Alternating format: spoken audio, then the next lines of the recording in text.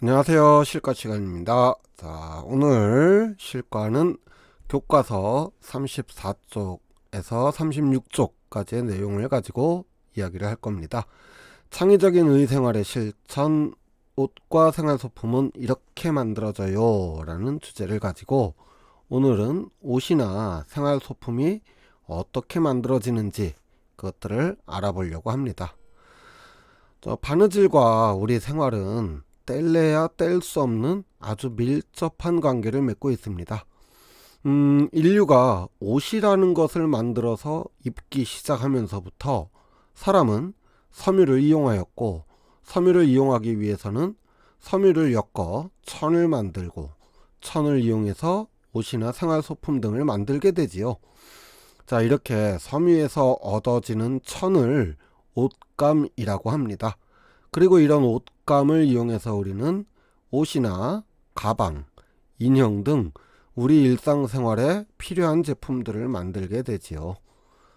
자, 그렇다면은 섬유는 도대체 어디에서 얻을 수 있을까요? 이런 옷감을 이용하기 위해서는 당연히 실이 있어야 됩니다. 그리고 이 실은 섬유라고 하는 데서 얻어지는데요. 이 섬유는 목화나 삼배 등과 같이 식물에서 얻기도 하고요. 양털과 같이 동물에서 얻는 섬유도 있답니다. 그리고 또 화학적인 방법으로 만드는 화학 섬유도 있어요. 그러니까 쉽게 말해서 공장에서 인위적으로 만들어내는 플라스틱 같은 것들이 대표적인 예예요. 그런 섬유, 화학 섬유라고 하는데 이런 화학 섬유, 합성 섬유 이런 것들이 있습니다. 자, 그럼 옷감은 어떻게 만들어지는지 과정을 아주 간단하게 살펴보도록 하겠습니다. 먼저 석탄이나 석유, 목화 또는 삼, 양 이런 천연 재료 등 또는 경우에 따라서는 화학 재료에서 섬유를 얻는다고 했어요. 이 섬유는 쉽게 말해서 그러니까 일종의 뭐랄까 털 같은 거라고 생각을 하시면 쉬울 거예요. 그런 걸 섬유라고 하는데 이 섬유를 꼬거나 엮어서 실을 만들게 됩니다.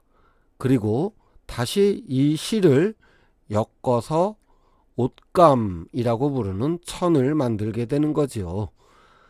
자, 그렇다면은 이런 옷감을 만드는 방법은 또 어떤 방법들이 있는지 알아보도록 하겠습니다. 우리 교과서를 한번 보시면은 설명이 아주 잘 나와 있습니다. 자, 대표적인 방법으로 직물이라고 하는 방법이 있고요. 편물이라고 하는 방법이 있습니다.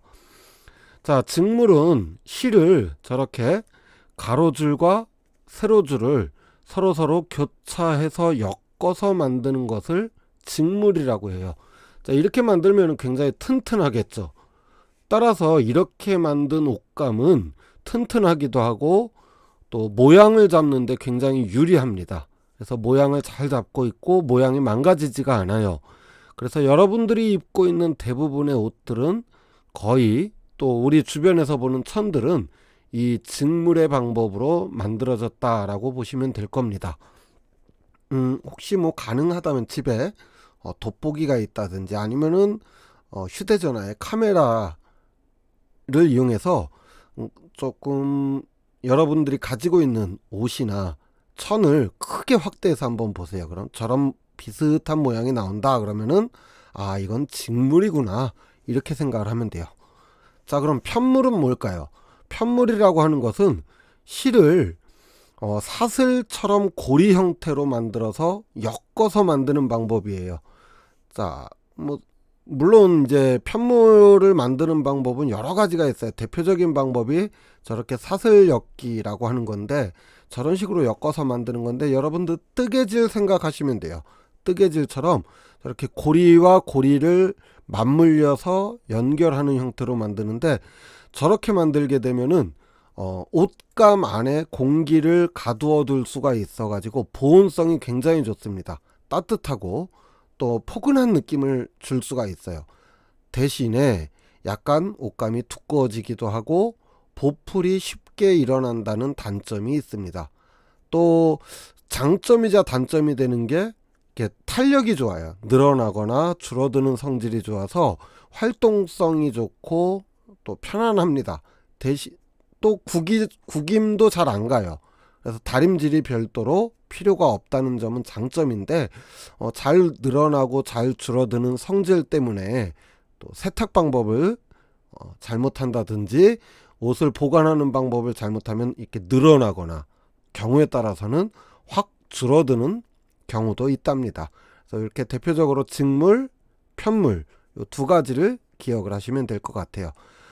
자, 실과 셋째 마당에서는 바느질 실습을 할 거예요. 우리 그러려니까 준비물이 조금 필요한데, 여러분 그 문구점에 가면은 바느질 세트, 뭐 실과 바느질 세트 이렇게 파는 거 있는데 그런 거 필요 없습니다. 집을 한번 뒤져보세요. 어머니나 아버지한테 한번 부탁을 해보세요. 먼저 실하고 바늘이 있어야 되겠죠. 저렇게 이제 휴대하기 좋게 작게 되어 있는 게 있다면은 그게 더 좋고요. 만약 없으면은 휴지심 같은 데다가, 또는 뭐 두꺼운 종이를 잘 접어서 거기다 실을 좀 감아도 돼요. 많이는 필요 없으니까.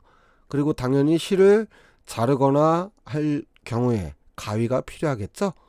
그리고 바느질을 연습하기 위한 천이 필요한데요. 이거는 천도 괜찮고요. 부직포도 괜찮습니다. 바느질 연습용이니까 부직포도 충분해요.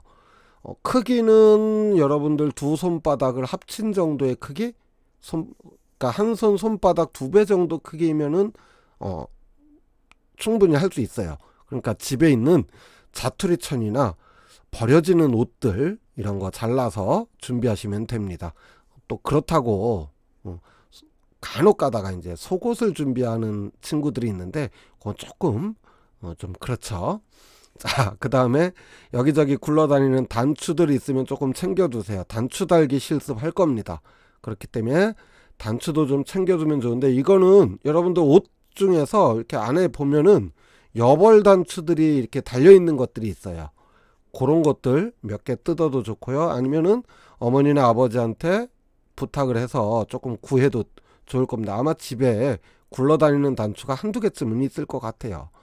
그리고 바늘꽂이가 있으면 좋은데, 요 아무래도 바늘은 뾰족하고 자칫 잘못하면 다치기도 쉽고 잃어버리기도 쉬워서 이런 바늘꽂이가 있으면 좋은데, 요거 다른 거 필요 없습니다. 신지 않는 양말, 양말 같은 거 이렇게 잘 뭉쳐서 사용해도 되고요. 또는 인형을 사용해도 됩니다. 작은 인형이 있으면은 인형을 써도 돼요. 마지막으로 이것들을 보관할 상자가 필요한데, 밀폐용기나 적당한 크기의 화장품 상자 같은 거, 좀 튼튼한 상자가 있으면은 그 상자를 이용하면 좋겠습니다. 자, 이렇게 해서 오늘은 직물과 편물, 그리고 섬유, 옷감, 실 등이 만들어지는 과정들을 한번 살펴봤고요.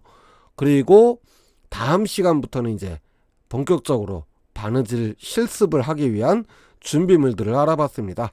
자, 그럼 다음 시간에 바느질 연습해야 되겠죠? 교과서 38쪽 가지고 수업을 하도록 하겠습니다. 오늘 수업 여기서 마칠게요. 수고하셨습니다. 뿅.